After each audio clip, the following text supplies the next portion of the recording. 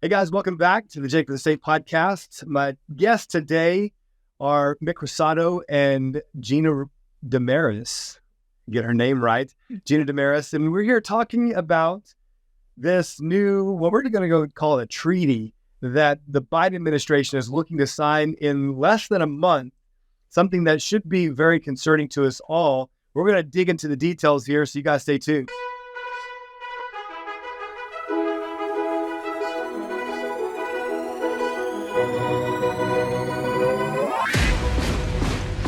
This is the Jake for the State podcast, and this is the call for every red-blooded, God-fearing, liberty-loving patriot to prepare yourself, take your position, stand your ground, and advance the cause of freedom. Let's go.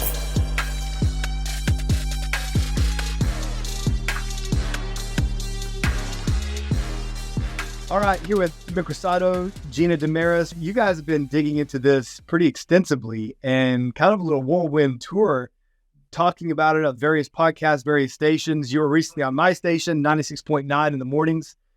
We talked about this before, but we're going to dig into it a little bit more today. When we talk about this treaty with the World Health Organization, it kind of makes the hair on the back of my neck stand up. One little hair I have on my head will try to stand up. And I think it does for a lot of people, this concern that some foreign entity would try to dictate to Americans what they can and cannot do concerning their medical freedom. Mick, what is this all about? So thanks for having us on the show, Jake, because this is a really important topic, and there's not a whole lot of talk that's being done about it, but the World Health Organization and the member states, that includes the United States, the past March that we just had, they decided to resume these negotiations to finalize a pandemic agreement and international health regulations. So it's two documents. And in 27 days, on May 27th, there's going to be a critical vote where they will decide on whether they're going to expand the authority of the World Health Organization from either an advisory role to something that is more directly impacting our nation's public health policies. So the proposed pandemic has been called a treaty, it's been called an agreement, it's been called an accord, and then they also have the international health regulations. And what they do is they pose, and this is not hyperbole, I'm going to quote Joe Biden here, it's not hyperbole. I'm serious, man. I'm serious. Right. But they really do pose a significant threat to our sovereignty and to our individual liberties and to our freedoms. And if you don't mind, Jake, and I'll try not to take too much time here, but I want people to kind of understand a little bit of the history. So the World Health Organization was founded in 1948 as part of the United Nations. Now, when most people think of the United Nations, they think of the World Economic Forum and the plan that they developed in 2020 that they used the COVID crisis in order to reorganize global governance around social issues, including climate change. And they called it the Great Reset. I think everybody probably remembers that. But just to connect the dots, in June of 2019, the World Economic Forum and the UN partnered together, and this partnership was to accelerate the implementation of the 2030 Agenda for Sustainable Development. Everybody remembers those words: be scared, be afraid, be very afraid. Sustainable development. And 2030, which is 6 years away. Exactly. And so the focus of this partnership was to finance the 2030 Agenda, climate change, digital cooperation for digital governance, and health, which included threats, developing multi-stakeholder partnerships, again, be afraid, be very afraid, and action. Those are their words, not mine. So then in 2021, fast forward a couple years, the World Health Assembly That's the forum that is over and governs the World Health Organization.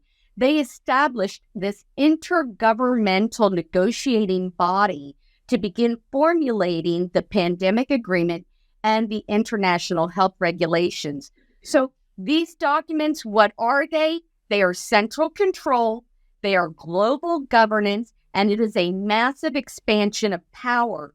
And Jake, I want all of your listeners to understand that we are the sovereign. We are endowed by our Creator with inalienable rights. And we were given bodily autonomy by God to say what will and what will not be put into our bodies and what will and will not be done to our bodies. So this is a globalist cabal trying to steal our freedoms, and it's unconstitutional. Well, 100%. And like you mentioned, they're looking to do this without congressional consent. It's not like the UN is going to our Congress, our elected representatives, asking them if they would like to be a part of this. We're looking at Biden or the UN official, the representative over the UN, simply signing on behalf of all citizens and saying we are going to willfully submit to the dictates of the World Health Organization. Gina, I'll switch to you. What's your primary concern when you hear about this? I mean, you've been, like I said, making the rounds talking about it. What is the message you would like to get out that people should know concerning this upcoming treaty? Right. Well, a lot of the opposing argument to what we are saying is they say, well, states will maintain their sovereignty, but they don't go to the drafts of these agreement or treaty and point out how that is so. They can't refute what we point out to say, no, states will not maintain their sovereignty. So there's that opposition that's not grounded in free debate, it's not grounded in information. So we're really just continuing to step further away from real dialogue and real information. And it just feels very censored to talk about this. And like Mick was saying, it's our sovereignty. It's our sovereignty that's on the line. And, before all this, the World Health Organization functioned as an advisory board. And so if that's all they want to do is advise us, then why do we need this agreement? Why do we need this treaty? Why do we need to sign anything? Right. Well, we saw what kind of advice they gave recently, with the last pandemic. What could go wrong, And now they're opening it up beyond health, because we know that health is not their ultimate goal. They talk about the One Health approach to all of this, and that brings in the health of ecosystems and animals, and just makes you wonder, what is that going to lead to? What does that look like if we have a climate crisis that they deem a pandemic? What sorts of mandates and measures will go into place then? And all throughout the most recent draft, they talk about, member states needing to make annual contributions, sustained investment, and for the benefit of developing countries, for the purpose of equity all over it. So it's really kind of about its global governance, Yeah. How do they want the world to look like? And they're going to use health because everyone wants health. Health and safety is going to be the vehicle to get us to say, yeah, sign me up for that. Yeah, exactly. I mean, the overlap with all of these different directions, whether it be the climate change, the 2030 agenda, which is directly connected to the implementation of electric vehicles and doing away with combustible engines and introducing and prioritizing, quote unquote, green energy over fossil fuels. All of these are connected to the 2030 agenda, as well as you mentioned, Mick, the governance, the governance board, and how this is connected to surveillance and censorship, monitoring speech. And, when you're talking about this, you're thinking this is science fiction for sure, but we know by this point, it's far from that. And, it rings back, it makes me think of 1984, the book, and all of the things that were essentially prophesied through this book that was written, what was it, in the 50s? Yeah. In the 50s, looking forward to a day when there would just be the boot on everyone's head. And we're seeing that boot come down. And so this is a call that you guys are issuing. Gina, what were you doing before you made this a priority in your life? I mean, you got your 2 kids right outside here, and you're a mom. Has this been something that you have been working on for a while, or is this recent? It's fairly recent. It's just been a couple months that I heard about it and heard they resolved back in 2021, as Mick said, to make this pandemic agreement. And so as soon as I heard about it, I jumped on the World Health Organization website because I'm a librarian. I was a school librarian. And so, I go to the primary source information. I want to read it for myself and not just trust what other people are saying about it. And so I read the last 3 drafts and compared them and picked out all the things that I find troublesome, which is quite a bit. And I wrote a resolution to bring to my local GOP, and that passed, and it passed at the state committee, and hopefully it will be heard at the upcoming convention. Crossing your fingers, right? Yeah, I'm crossing my fingers over there, yeah. Once Louisiana passed their bill denying the WHO, WEF, and UN any jurisdiction in their state, I got with Mick and we said we need to do something. And it seemed too late to introduce a bill into our state legislature, but we brought a resolution that mirrored the language of the Louisiana bill. And we brought it around. We made appointments with over 30 legislators, and everyone was receptive to it. Everyone said that sounded like a good idea, and we explained the pandemic agreement and what was going on with that. We had someone in the House turn it into a bill, and so that's where we stand. This bill, SB 426, has passed the House, and now we really need the Senate to hear it. So, and I want to get to the details of that bill and even look at how it compares to Louisiana's bill. First, let's talk a little bit more about this and why it is so concerning, why there is a need for a bill. Mick, you brought in issues of climate change and how you brought up stakeholder partnerships, these key words that should throw red flags up for everyone when we talk about, this idea of stakeholder. What that means is that we're only concerned with the billionaires who have a big stake in the investment in whatever it may be, these companies across the world. The little guy, the consumer, we're not really worried about you. We're worried about those who have a literal stake in these companies. And so you see this exclusion and minimizing, if I can speak, the little guy. And if you don't have $1 billion, we're not really worried about you. You're an ant. You can rent, you can own nothing and be happy. We'll give you a 15-minute city in which you can play and work and do your thing. And so is all of this connected? Yeah. Well, what we know is that the World Health Organization has really been funded a vast majority, and it's been quoted by others like Dr. Merrill Nass, 75% of their funds come from not the countries from their dues, but they come from these other partnerships, which include Bill and Melinda Gates. And when Donald Trump was president and took us out of the World Health Organization, enter Bill Gates, they funded the World Health Organization and they were able to get diplomatic immunities. Sure. So they also are getting a lot of money from the World Economic Forum passed through the UN to them in order to fund. I mean, they get contributions. There's a COVID funding that they get, and there's other in ways that they get money from the UN to fund for countries for their health. But then there's, separate ways that they are funding money to them through contributions. And so they get a lot of money from that.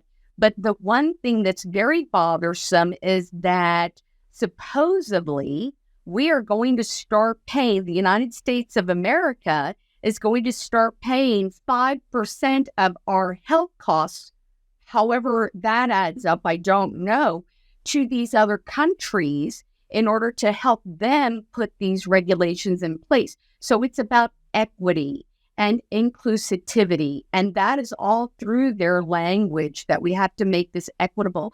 One of the big things that they touch on, the World Health Organization, is they are touching on poverty, gun control, health, and climate change. And so all of those can be considered crises that would introduce a pandemic to them and institute this preparedness.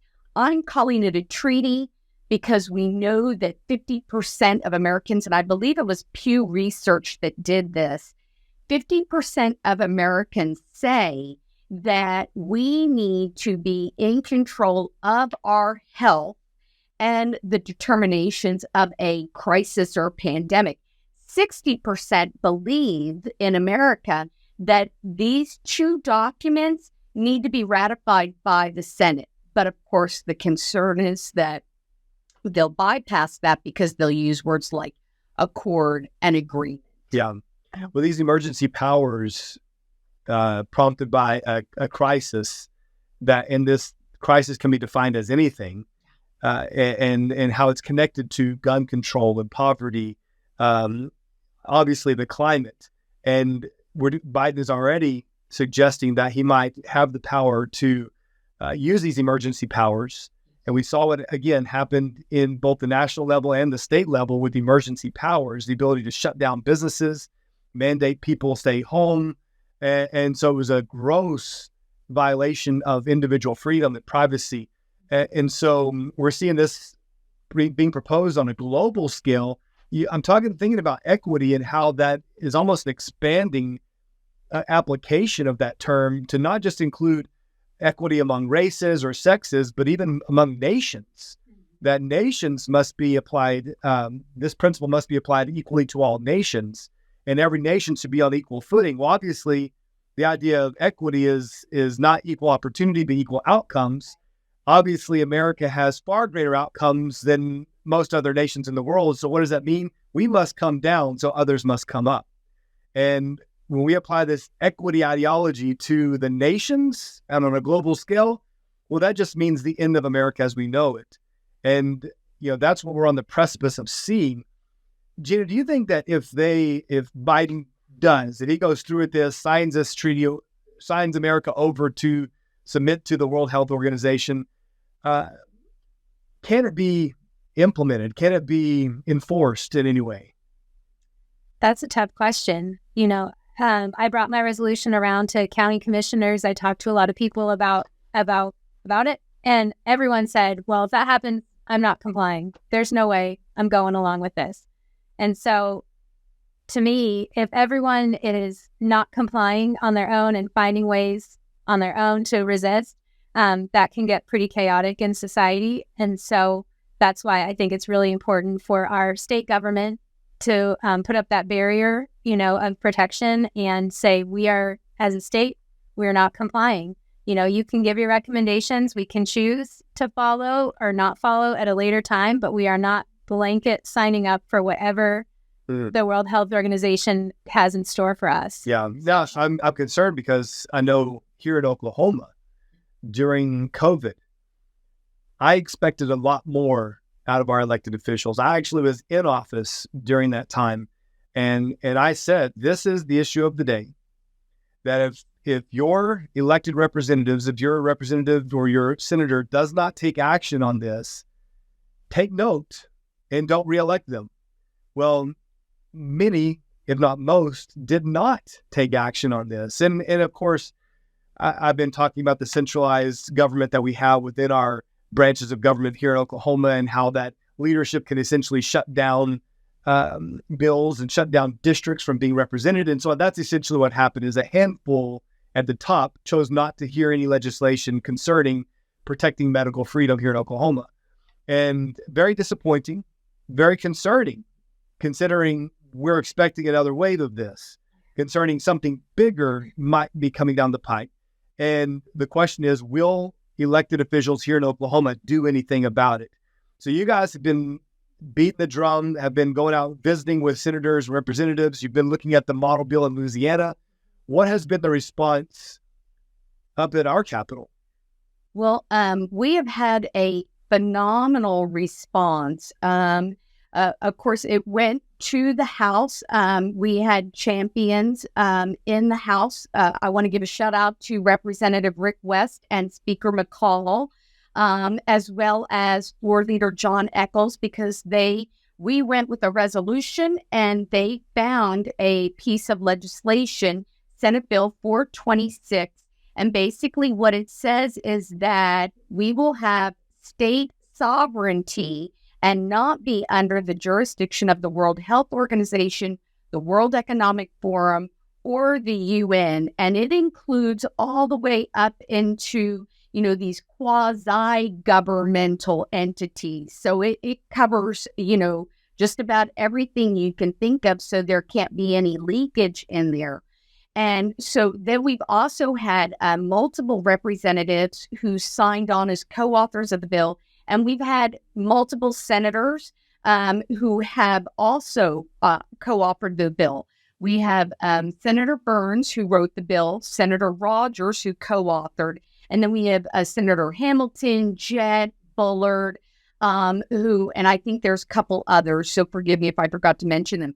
But basically what we're looking for now is to have Senator McCourtney and Senator Treat as leadership recognize the importance, the request from their constituents, and bring this to the Senate floor so that it can be passed.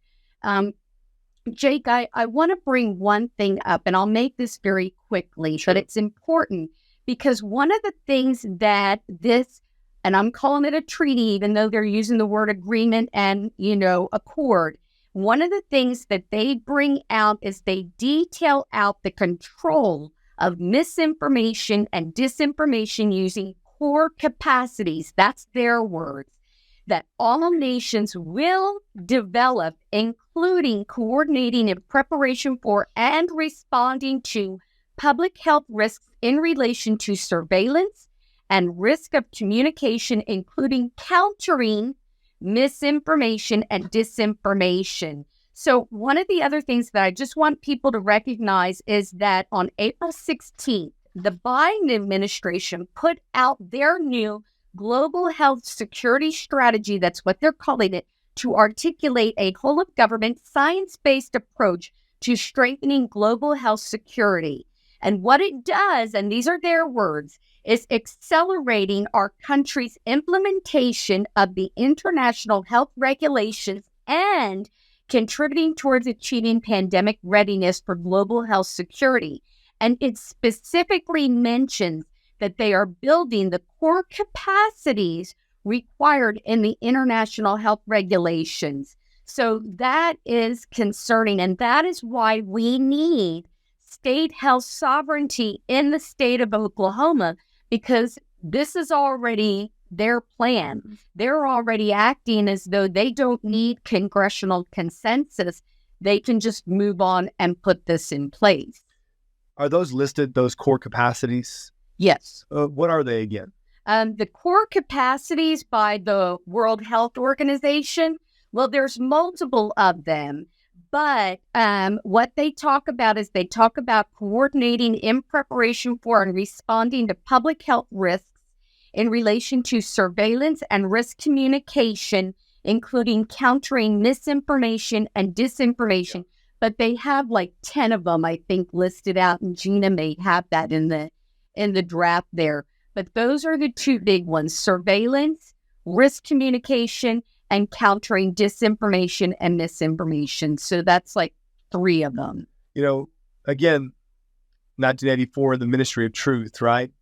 And we even saw, what was it, in 2022, in May, so almost 2 years exactly, when the Biden administration's Department of Homeland Security announced that they would launch what was being dubbed as the Disinformation Governance Board to combat misinformation.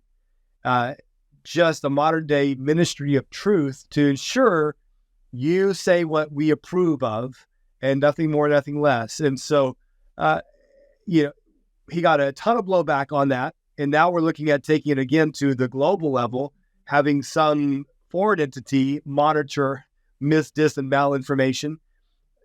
Gina, you said that when you looked at the actual draft, that's where you had concerns. Do you have, Yeah. what was it in the draft that alerted you so much? Yes, one of many concerns. But yeah, under Article 18, Communication and Public Awareness, it says the parties shall, as appropriate, promote and or conduct research and inform policies on factors that hinder or strengthen adherence to public health and social measures in a pandemic, as well as trust in science and public health institutions and agencies.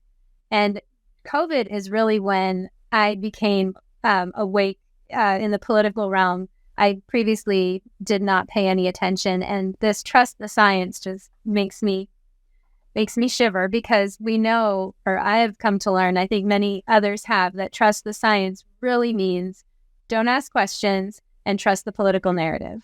And true science cannot be cultivated, and we can't have true scientific discovery without open conversations and open questioning. So the censoring of information, especially in terms of science and health, it makes absolutely no sense. Well, there's a big difference between science and the science. Right. Yeah.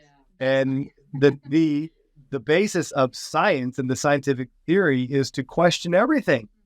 That is what science is, but the science are the conclusions they have come to, like you said, and they want you to trust them, not, and they dub that the science. They given them that little phrase. But science means we question everything. That's how we come to these conclusions. And you come to a conclusion, then you challenge the conclusion, and then the process never ends. There's no trusting science. There's just ongoing questions and testing. And so, great point. You said that's Article 18? Article 18. However, each draft, they move things around and reword things slightly, but all of the same intent is in there, and a lot of the same wording is there, but they do shuffle things around throughout the draft. Well, if it said, hey, I disagree with Article 18, well, they move Article 18 and say, okay, well, it's not there anymore. Yeah. Well, just dig the very vague on purpose, so that they can say, well, the treaty doesn't have it in there. But then if you look at the international health regulations, they're like listing, that's like over 300 plus amendments that they've added, which, I mean, if this is all just, hey, it's a recommendation, you're going to have your own sovereignty. Why do we have 300 plus amendments to tell us what needs to be put in place? And, Gina brought up a great point, that shall, it's all through there, all throughout the document. As opposed to a may. Yeah. It's not a suggestion. Yeah. It is a requirement. Yep. Yeah. And in Article 1, it says that parties consent to be bound by this agreement. Mm. So states are sovereign. Maybe they're acknowledging states are sovereign to sign this treaty and be bound by it. Yeah. Well, I'll read a few more here that we have listed. Article 12, requiring member states to send all potentially pandemic pathogens to the WHO pathogen collection system. Yes. Article 6, requiring member states to develop civil registration and digital health capacities. More monitoring, more registration. Article 11, requiring sustained investment and annual monetary contributions. No, not a tax, right? It's just a contribution. It's just required, though. They require these sustained investment, annual monetary contributions from member states to the prescribed WHO systems, and especially to the benefit of developing countries. Again, that equity is applied there, to the benefit of developing countries. So America, you're too rich, you're too prosperous, you need to spread the wealth, the socialist approach.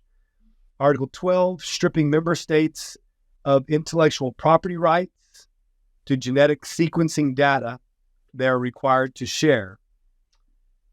Jake, can I add something in here? Because I think it's important for people to know. You touched on 2 points. One is the biolabs. Every country, that's 194 members that they have. They will all have biolabs, and they will all do gene sequencing, and they will look for potential pathogens, and then they will do genetic sequencing on that, and they will share that information to the World Health Organization. and the World Health Organization will post that information. But supposedly they're going to keep it from getting into the violent extremist hands, which I don't know how they're going to do that.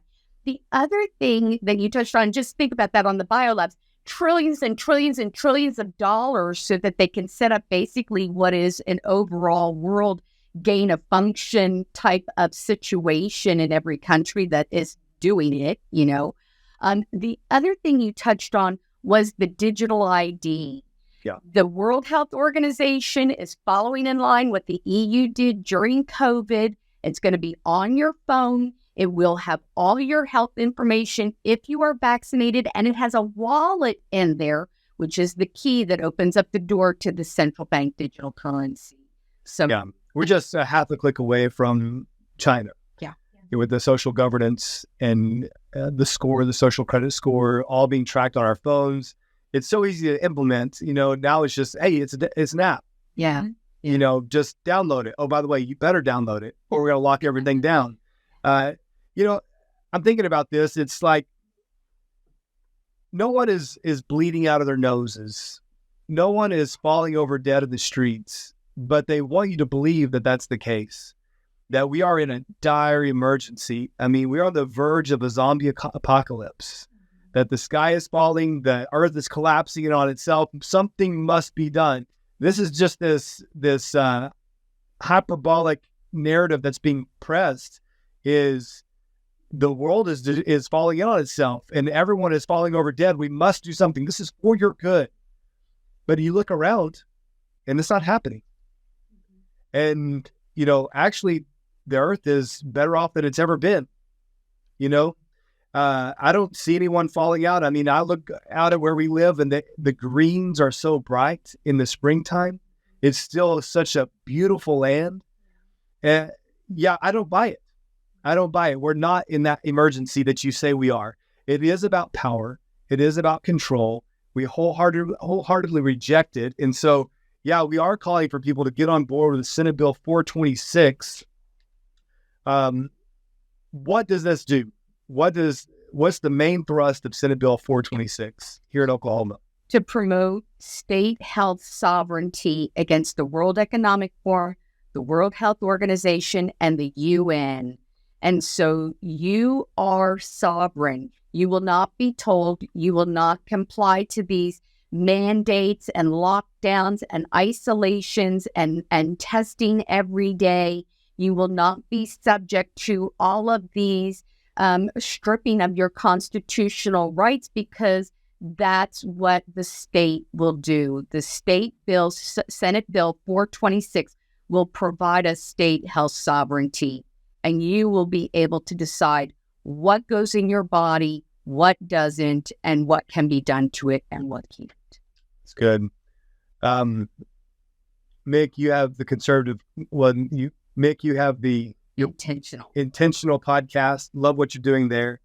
And Gina, I love that you're a librarian.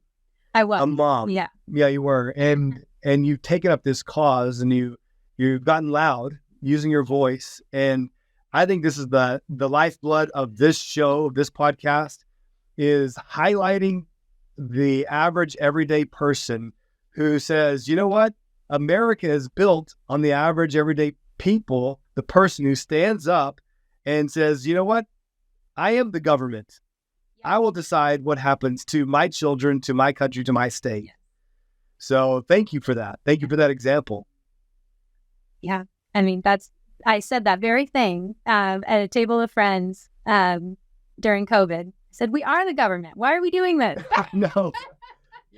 You know, I mean, people may say, Gina Desmarais, who's that? Well, you're going to know who she is. And if you don't already, but that's the way it should be for all of us. You know, I was just listening to, it was a farmer and it's a page I follow. And they're talking about carbon farming and a new way of farming to promote the better ecosystem on your land and everything. And it's regenerative farming. And so the end result is a much higher quality beef and cleaner, healthier, more nutrient dense. And so they were saying you need to go to your local restaurant and ask them, and to your local, butcher, and to your supermarket, and ask them, do you have regenerative beef? Do you provide this? And they said studies show that if 5 to 10 people come in and ask for the same thing, they better pay attention, because the majority of people will never say anything. They may be thinking the same thing, but whenever a small minority, 5 to 10%, repeatedly come into the restaurant or to the grocery store asking for something, that means more people are actually thinking about it. They're just not saying anything. And so, it takes a small minority to start speaking up and saying what other people are thinking or what other people are believing.